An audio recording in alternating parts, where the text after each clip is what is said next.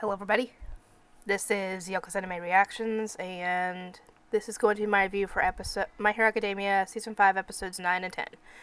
Obviously the reaction links will be in the description. Yes, I meant as in more than one, because I ended up editing the two episodes separately, and it would take more time to put them together than it would to just upload them separately and all that. So that means I need to make sure that both are uploaded before I upload, the review. Anyway, this episode 9 is Bakugo's fight, and considering how we've known Bakugo this entire time, yes, he is not very good at working with others. We've seen that multiple times. So you would think that this wouldn't go very well, like he would go off on his own, and the others would have to try and figure out what to do from there. That's probably what the other team was, banking on. However, ever since, I don't know which season it would be. I'm assuming just at least season 1. Ever since the start of the show, Bakugo has learned to work with others. He might not like it, but he knows that he's going to have to do it in the future, obviously. Because, even if he, when he becomes, a pro hero, for example, he's going to have to learn how to work with others, especially in that kind of situation when you're going up against a group of villains, for example.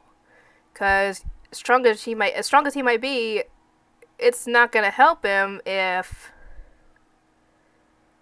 he goes off on his own and ends up getting his butt kicked because one of the enemies was stronger than him.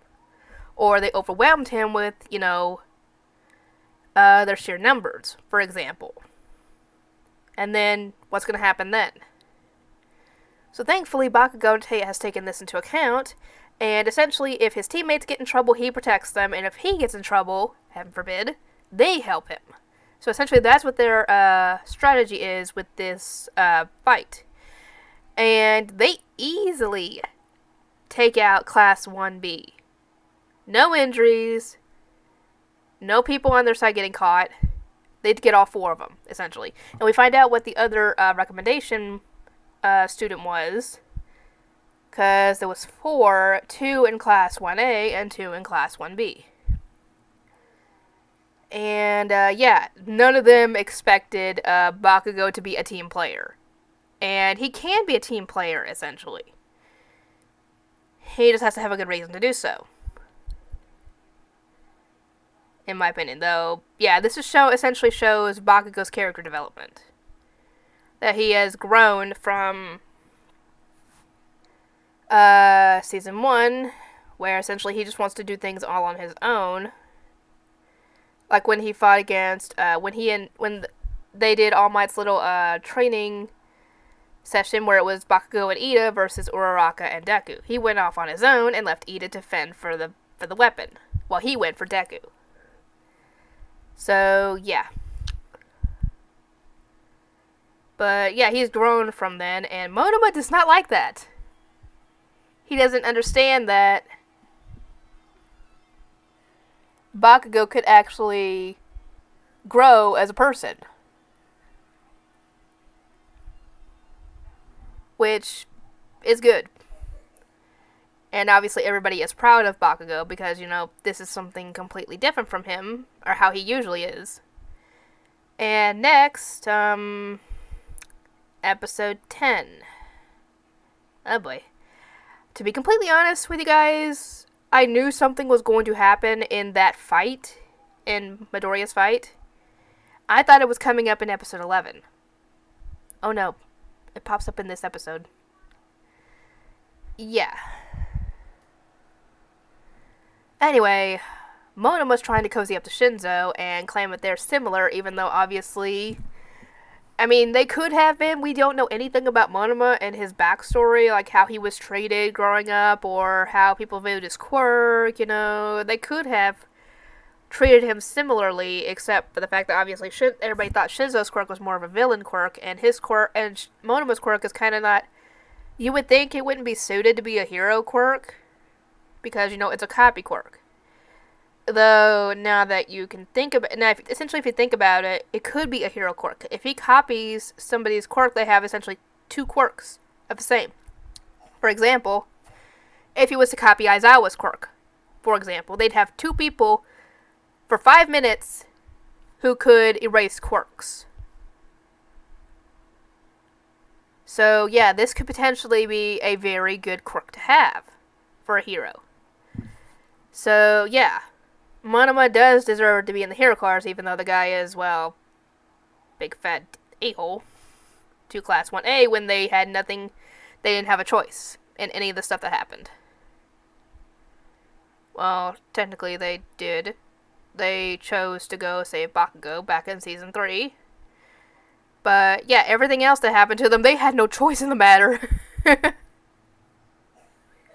Like the attack on the USJ, all the press for the sports festival, for example. Technically, the whole hero killer thing did not go public with them being part of it, so I guess you could not count that one. The attack on the training camp, that was out of their control. The whole thing involving All Might and All for One, that was out of their control. But, yeah, essentially most of the bad stuff that's happened to Class 1A has been out of their control. So, Monoma using that against them just makes no sense. Anyway, Shinzo's not really having it, and Midoriya heads out to try and draw in Class 1B, thinking that if he got their attention, the others could swoop in and, help out. He encounters Monoma, who copied, I don't remember what the character's name is, but the quirk that allows you to move things around, as long as it's, a small size, obviously.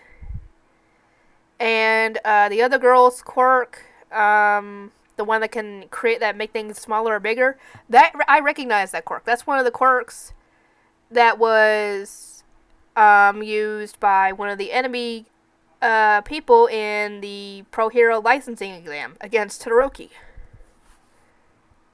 So, some people can, I guess, have the same quirk. Or maybe they're related. Who knows? I mean, it would make sense that they're related because, they get the same quirk from their parents. Maybe we'll find out at some point. Actually, I need to go back and watch that episode and figure out who the person is and then compare it to the other person we saw in this episode and see if they have a similar name. If they do, they might be related. Who knows? Or maybe people can have the same quirk, same kind of quirk, and not be related. I don't know. Anyway, Midoriya is fighting him. The rest of Class 1B, besides Shinzo, obviously, are trying to take out Araraka, Mina, and Mineta, and they're kind of having a hard time of it.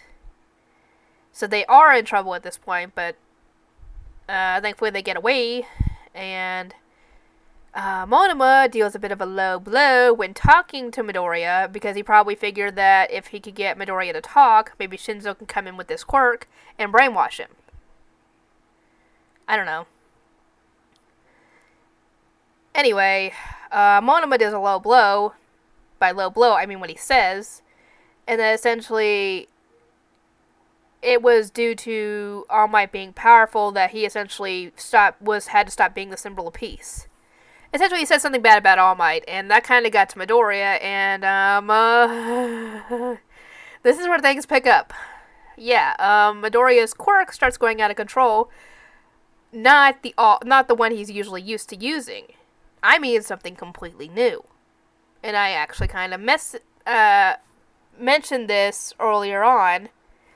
I think in Season 4 that apparently Midoriya is going to be getting new quirks, or new facets for his quirk, and one of them was called Black Whip, and this is exactly what that is. And he cannot control it, it's going out of control, and it is causing him pain, so I'm guessing it's Black Whip at 100%.